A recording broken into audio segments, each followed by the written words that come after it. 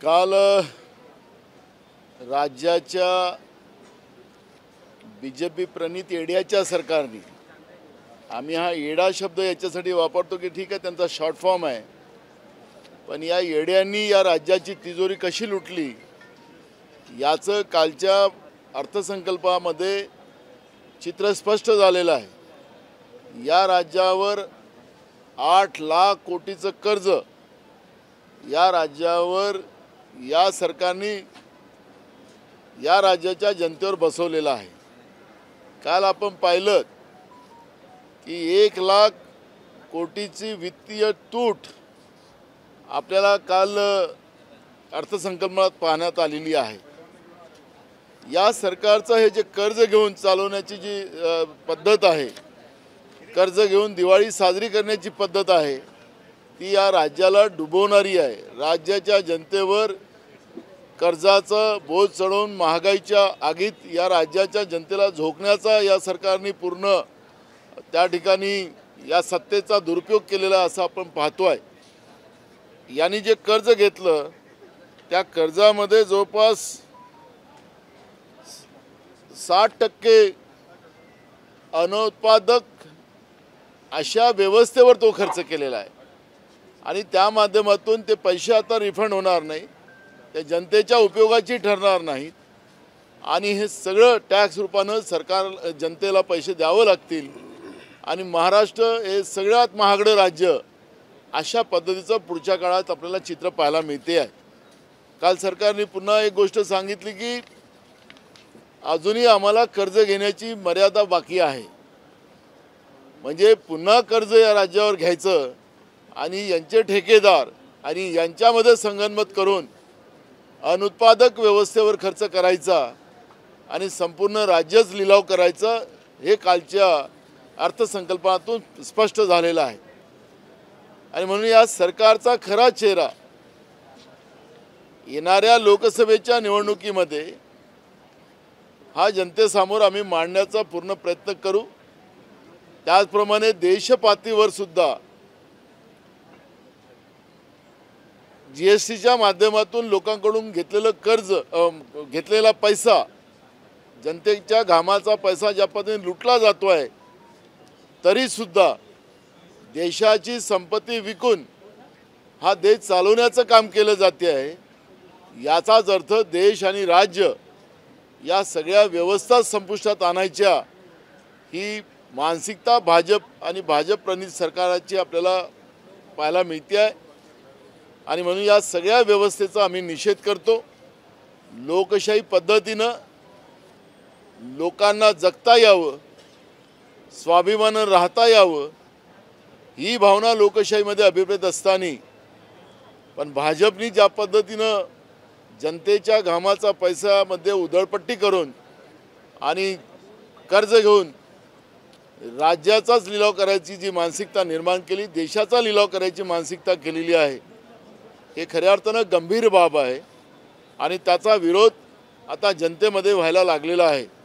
हे कालच्या अर्थसंकल्पातून आपल्याला पाहायला मिळते आहे। आपण पाहिलं की या अधिवेशनामध्ये अनेक मोर्चे आलेले आहेत। जुन्या पेन्शनचा विषय घेऊन पुन्हा राज्यातले सगळे 20 लाख कर्मचारी या ठिकाणी आलेत, धनगर समाजाचे लोक आलेत, आशा वर्कर आल्यात आणि सगळ्यांना पोलिसांकडून त्यांना धमकवलं जाते आहे, त्यांना मारलं जाते आहे। आपल्या महाराष्ट्रामध्ये पहिल्यांदा असं झालं, देशाच्या वेगळ्या राज्यात काय झालं मला माहिती नाही, पण महाराष्ट्रात असं झालं पहिल्यांदा की मोर्चे काढण्यावाल्यावर SIT लावली। म्हणून मी मगाशी सरकारची गंमत करत होतो आणि विधानसभा अध्यक्षांनी जरांगे पाटलावर SIT लावण्याचे आदेश दिलेत, म्हणून जो माईकचा घोटाळा आपल्याला सभागृहात पाहायला मिळत होता, मी मुद्दामून त्याच्यामध्ये राज्याचे उपमुख्यमंत्री गृहमंत्री देवेंद्र फडणवीसांना सांगितलं की याच्यावरही SIT लावा। म्हणजे ज्या SIT सारख्या महत्त्वपूर्ण या व्यवस्थेचा दुरुपयोग, आता मोर्चा काढणाऱ्यावर SIT, हे तर खऱ्या अर्थानं तपास यंत्रणेचा दुरुपयोग, सत्तेचा दुरुपयोग हे भाजप करताना आपण पाहतोय. आणि म्हणून आम्ही काल पण सांगितलं की तुम्ही कर्ज घेऊन दिवाळी साजरी करतात, दर पुरवणी मागण्यामध्ये मोठ्या प्रमाणात पैसे गोळा करताय आणि ते पैसे ठेकेदाराच्या माध्यमातून तुमच्या घरात भरताय, कर्ज घेऊन दिवाळी साजरी करताय. पण एक गोष्ट महत्त्वाची या ठिकाणी आहे की जरांगे पाटलावर यासाठी लावली असेल तर मुख्यमंत्री महोदय ज्यांनी जरांगे पाटलाशी सातत्यानं बोललेत, गृह खातं त्या ठिकाणी काय करत होतं, हे राज्य जेव्हा पेटत होतं तर त्यावेळेस सरकार झोपलं होतं काय. आणि म्हणून तुमच्यावर पण राज्याच्या गृहमंत्र्यावर, राज्याच्या मुख्यमंत्र्यावर यासाठी लागली पाहिजे, ही मागणी काँग्रेस पक्षाने केलेली आहे.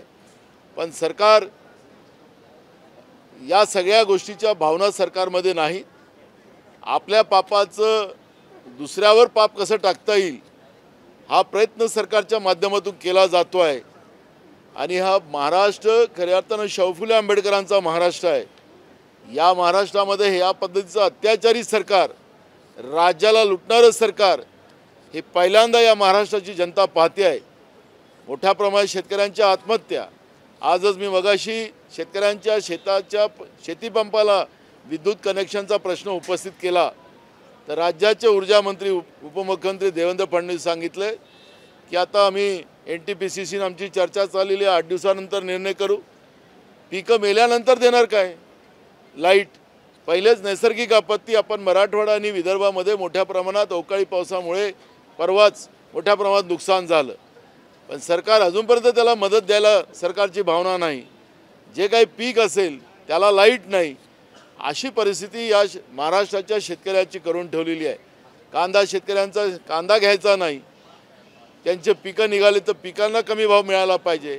या पद्धतीचं धोरण सरकार बनवत असताना आज शेतकरी मोठ्या प्रमाणात आत्महत्या करतात आहेत. हे सरकारच्या मी मगाशी मुद्दामून विधानसभेमध्ये लक्षात आणून दिलं. पण सरकारला गांभीर्यच नाही. कुठल्या मस्तीमध्ये आणि कुठल्या गुरमीमध्ये हे सरकार आहे हे कळायलाच कारण नाही. लोकशाहीमध्ये जनतेला घाबरायचं असतं, पण हे सरकार जनतेलाच घाबरत नाही की कायम अमरपट्टा आम्ही घेऊन आलो काय. अशा पद्धतीचं हे भाजप प्रणित सरकार वागताना राज्यातलं आणि देशातलं आपण पाहिलं असेल की आज प्रधानमंत्री नरेंद्र मोदीची सभा यवतमाळमध्ये आहे. त्या ठिकाणी मोठ्या प्रमाणात बंदोबस्त केला गेलेला आहे. अंगणवाडी सेविका, मदतनीस, आशा वर्कर आणि पूर्ण प्रशासन त्या ठिकाणी कामाला लागलेलं आहे. 12 कोटी रुपयाचा पेंडॉल जनतेच्या पैशांनी त्या ठिकाणी तयार केला गेलेला आहे. आणि सर्रास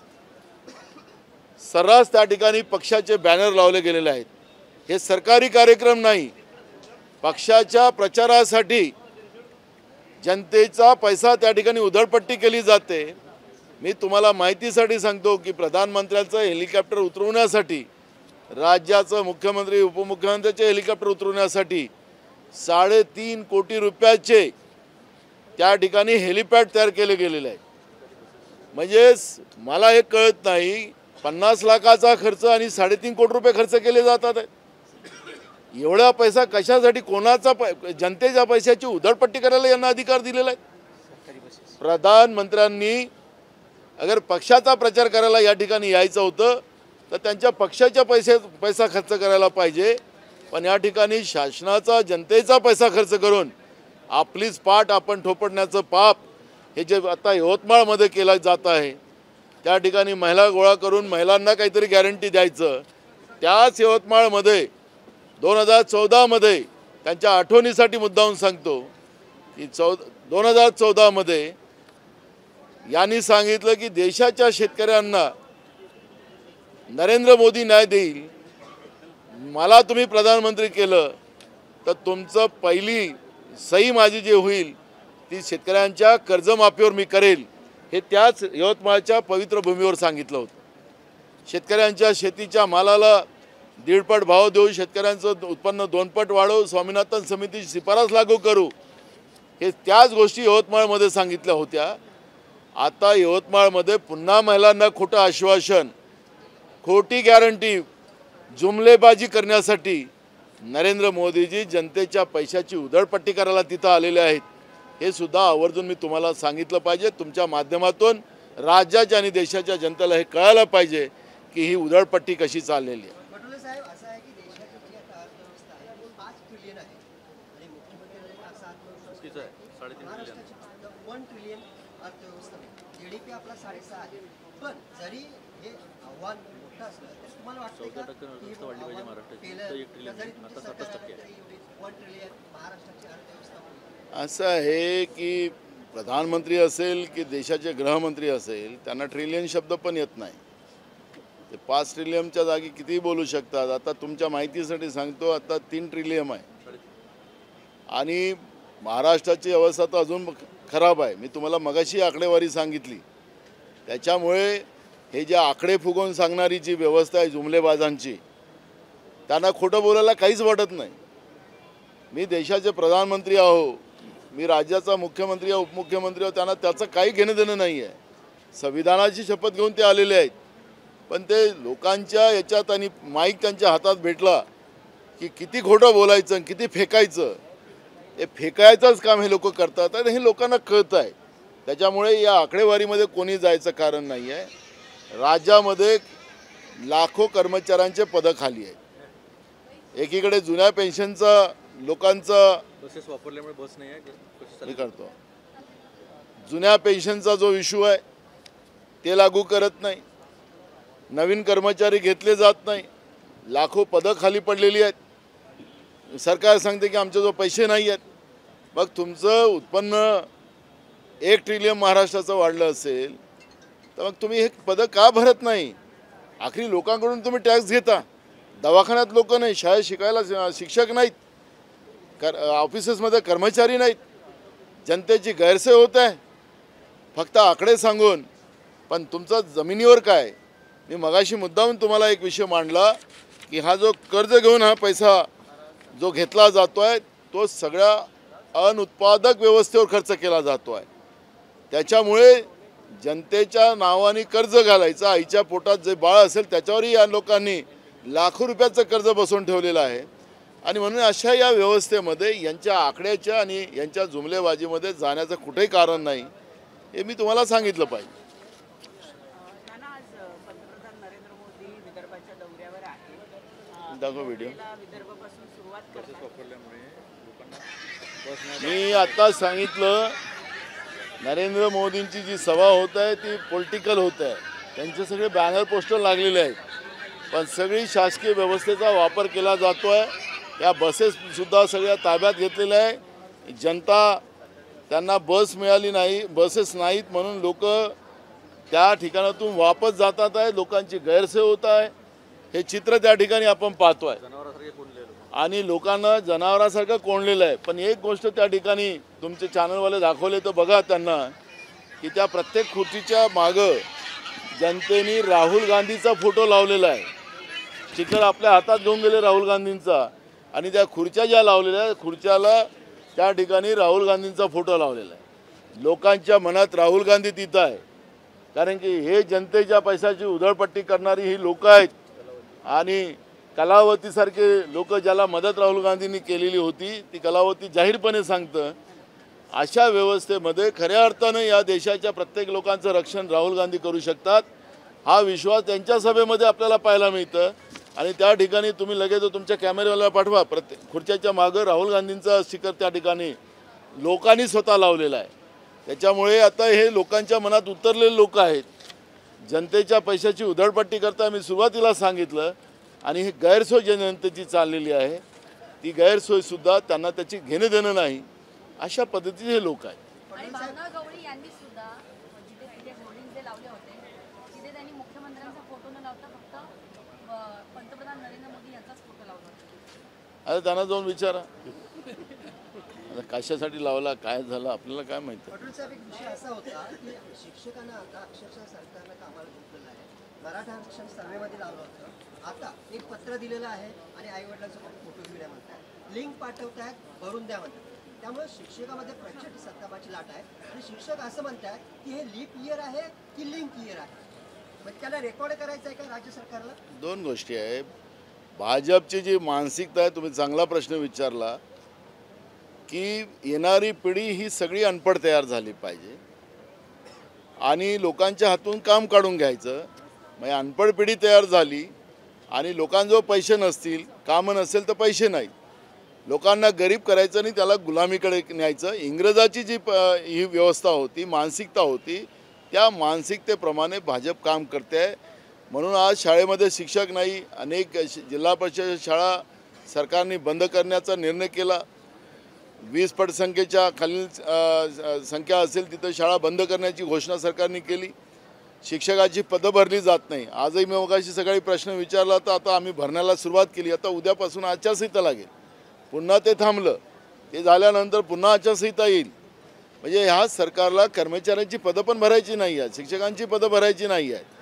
पण जे शिक्षक आता आहे त्यांनी शाळेत शिकवायचं नाही, त्यांना विविध काम द्यायचं आणि त्यांच्या हातातून या पद्धतीचं एक व्यवस्था करायचं आणि आपलं मुलांचं शिक्षण होऊ नये याची काळजी भाजप घेते आहे, हे त्याच्यातून स्पष्ट होते.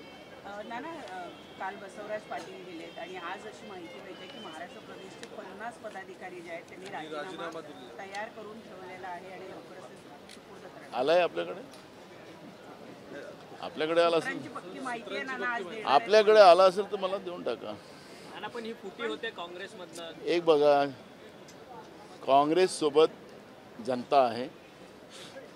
जनताच हा नेता निर्माण करतं. नेता काही रेडीमेड होत नाही. नाही तर आम्ही 3 वर्ष देशात होतो की हिमालयात होतो त्याचाही बरोबर पत्ता नाही आहे. पण आल्याने रेडीमेड राज्याचे एका राज्याचे मुख्यमंत्री झाले, रेडीमेडच देशाचे प्रधानमंत्री झाले. असो, कुणाच्या नशिबात असतात, कोणाच्या नशिबाला मला काही बोलायचं कारण नाही. पण आखरी लोकशाहीमध्ये जनता ही नेता बनवते, नेता हा डायरेक्ट बनत नाही. त्याच्यामुळे जो काही दबाव तंत्र, मी कालच साखर कारखान्याचं सांगितलं की पुरवणी मागण्यामध्ये शेतकऱ्यांच्या नावानं पैसे मागले जातात, शेतकऱ्याला मदत केली जात नाही, पण कारखान्याला मदत केली जाते शेतकऱ्यांच्या नावाने. आणि हे सगळे कारखानदार जी व्यवस्था आहे त्या व्यवस्थेला त्रास आहे, तो भयानक त्रास आहे. तुम्ही त्यांच्याकडून थोडं माहिती घ्या. हा आरोप पक्षावर नाही, हा दबावतंत्राचा वापर आहे. आणि आता भाजपचे कार्यकर्ते जे आहेत 3-4, ED आहे, CBI आहे, इन्कम टॅक्स आहे, आता हा SIT नवीनच एक आणलेला आहे, 4था कार्यकर्ता. तर या सगळ्या कार्यकर्ते खूप जोरात कामाला लागलेले आहेत. त्यामुळे ते त्या पद्धतीचं काम करतात आहेत, हे तुम्हाला पण माहिती आहे. पण याचा कुठलाही परिणाम काँग्रेसवर होणार नाही. आखरी सपनात, झोपेत, जेवताना यांना काँग्रेसच दिसणार आहे. आजही मोदीजी भाषण होणार आहे, त्यांचं भाषणाचे लाईन सांगून ठेवतो. गांधी परिवाराचं परिवारवाद यांनी देशाला बर्बाद केलं, ही भाषणं राहणारच आहेत. भाषणामध्ये काही बदल राहणार नाही आहे आणि 2-4 हेकोगिरी राहणार आहे. झालं भाषण.